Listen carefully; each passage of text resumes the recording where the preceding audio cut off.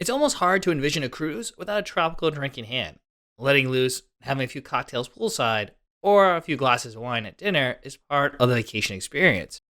But what if you wanted to bring your own booze on board your next cruise? Is that allowed? Unfortunately, the answer isn't as clear cut as you would think. That's why we put together this video about everything you need to know about bringing alcohol on your next cruise up next.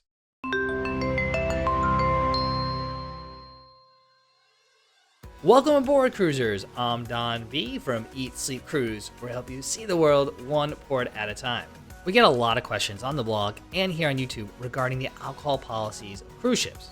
Many individuals want to know if they're allowed to bring alcohol on a cruise ship. Or, maybe put in not so nice terms, they ask us, how do you sneak alcohol on a cruise ship? Well, that's why we decided to make this video to help you break down what to expect if you want to bring your own alcohol on a ship, including what you're allowed to bring on, where you can drink your alcohol, as well as what happens to rule breakers who attempt to bring items on board that are not allowed. Before we even discuss alcohol policies on cruise ships, do know that most cruise lines stick to the US drinking age of 21 on board their fleets. This is especially true for cruises that are closed loop, that begin and end in the same US port, say like Miami, Florida, or Seattle, Washington. So just because your cruise ship enters international waters doesn't mean that the cruise line lowers that drinking age. However, some lines do lower the drinking age to 18 when sailing from ports outside the US. For instance, Costa Cruises' drinking age is 21 when leaving from the United States.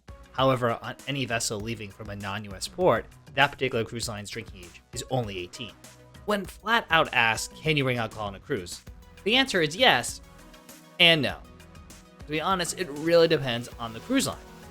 Plus, it depends on the type of alcohol you want to bring on board. Each cruise line's alcohol policy is spelled out in your cruise contract, which you receive when booking. And to be honest, these policies are all over the board. Some cruise lines let you bring in as much alcohol as possible. Some don't let you bring in any alcohol at all, but most cruise lines allow you to bring some limited amount of alcohol on your cruise.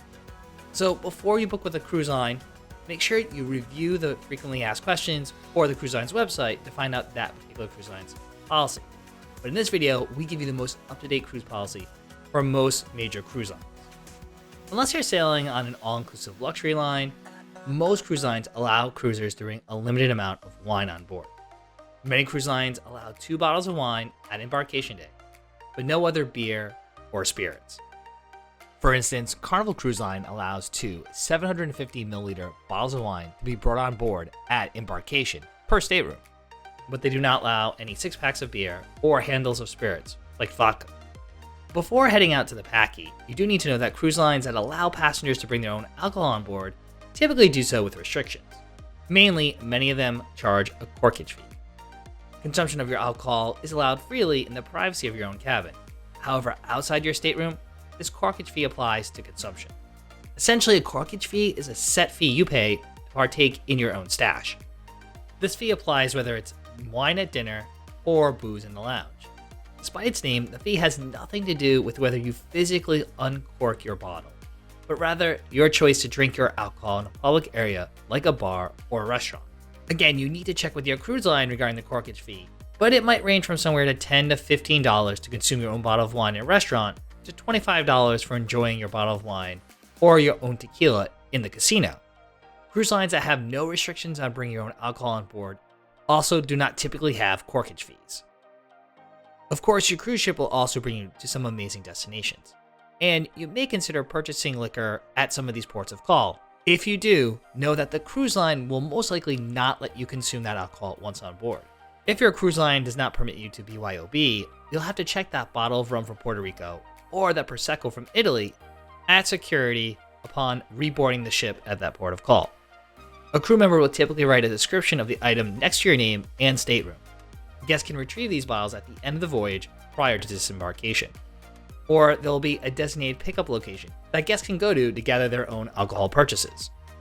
Similar to alcohol purchased off the ship in port, any booze purchased in the ship's onboard boutiques are also subject to being withheld until the end of your cruise.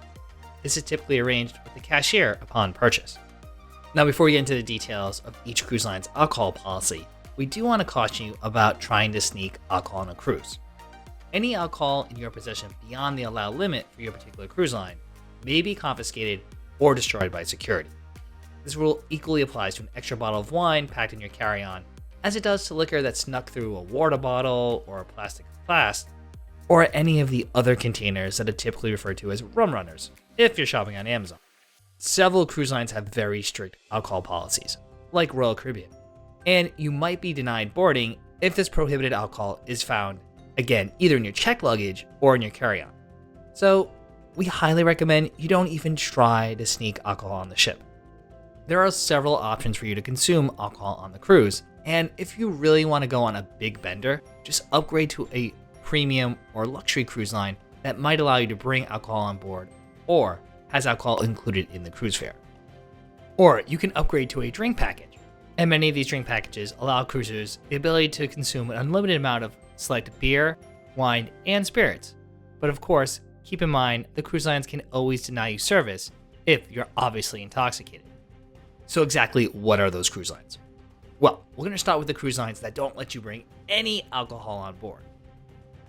Both MSC Cruises and Margaritaville at Sea do not allow passengers to bring any alcoholic or non-alcoholic beverages on board during embarkation. MSC Cruises does offer several different drink packages, while Margaritaville offers a drink card where you can buy a set number of drinks for the 2-day cruise at a discounted rate. On the other end of the spectrum, there are 4 cruise lines that allow unlimited alcohol on board with no corkage fees, and those include Silver Sea, Seabourn, Viking Ocean Cruises, and Regent Seven Seas. Many of these cruise lines include alcohol as part of the cruise fare and permit guests to bring alcohol on board during embarkation, and they also allow them to bring alcohol on board at ports of call. Norwegian Cruise Line allows guests to bring an unlimited number of bottles of wine and champagne. However, there is a $15 corkage fee for all 750 milliliter bottles of wine and a $30 corkage fee for 1.5 liter Magnum bottles of wine and champagne. Alcohol policies for the remaining cruise lines do vary a little bit. Most of these cruise lines allow guests to bring on board 2 750 milliliter bottles of wine or champagne per stateroom in their carry-on luggage. These cruise lines include Royal Caribbean, Carnival Cruise Line, Virgin Voyages, and Celebrity Cruises. Windstar Cruises lets passengers bring 2 bottles of champagne or wine per cabin for cruises that are 7 days long or shorter. They may bring 3 bottles of wine for 8-day cruises or longer voyages. Likewise, Oceania Cruises lets guests bring up to 6 bottles of wine or champagne on board during their cruise. For lucky guests sailing on a full world cruise, the wine limit jumps up to 60 bottles per stateroom. I don't know how you fit all that in your carry-on.